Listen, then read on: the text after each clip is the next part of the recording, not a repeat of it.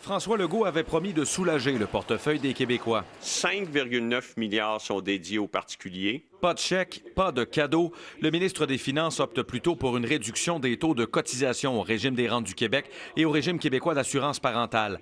Ainsi, un employé pourra économiser jusqu'à 137 $, un travailleur autonome jusqu'à 259 $, un léger répit. Là, on a un geste qui est peut-être d'une moindre ampleur, mais qui arrive extrêmement vite. On est de loin le gouvernement au Canada qui en a fait le plus. À cela s'ajoute l'indexation du régime fiscal. Tout ce qu'il donne, c'est 11 $ par mois aux gens qui travaillent fort et qui en arrachent.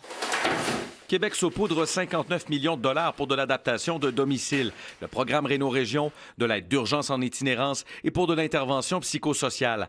Grâce à des revenus supérieurs à ceux anticipés, le déficit de 13,6 milliards de dollars annoncé en mars dernier est réduit à 12,4 milliards. Rien pour impressionner les partis d'opposition. Madame la Présidente, que dit le ministre aux contribuables qui financent son déficit? Ouvrez vos fenêtres puis regardez dehors, c'est un contexte qui est difficile.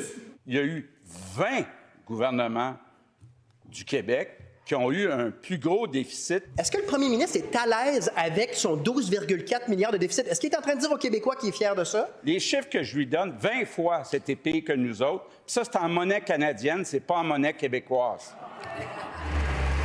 Les entreprises forestières, agricoles et de la pêche se voient octroyer un congé de taxe de 2 ans sur la masse salariale. Cette mesure permet un soutien annuel de 43 000 $ pour les entreprises du secteur forestier durement touchées par les tarifs douaniers. Le ministre écorche le fédéral au passage. Il y a combien d'argent qui est descendu dans les entreprises en date d'aujourd'hui? Pas grand-chose.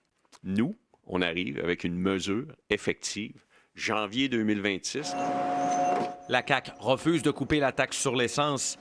Les surplus du fonds vert iront finalement au Fonds des générations. C'est 1,8 milliard de dollars que la CAQ réalloue de façon irresponsable de la lutte au changement climatique vers le remboursement de la dette. Ça diminue la dette, ça nous donne des moyens futurs pour lutter contre les changements climatiques. Le ministre Girard s'harmonise avec Ottawa et annule également la hausse du taux d'inclusion des gains en capital. Mais rien dans cette mise à jour économique pour les médias privés. Pierre-Antoine Gosselin, TVA Nouvelles, à Québec.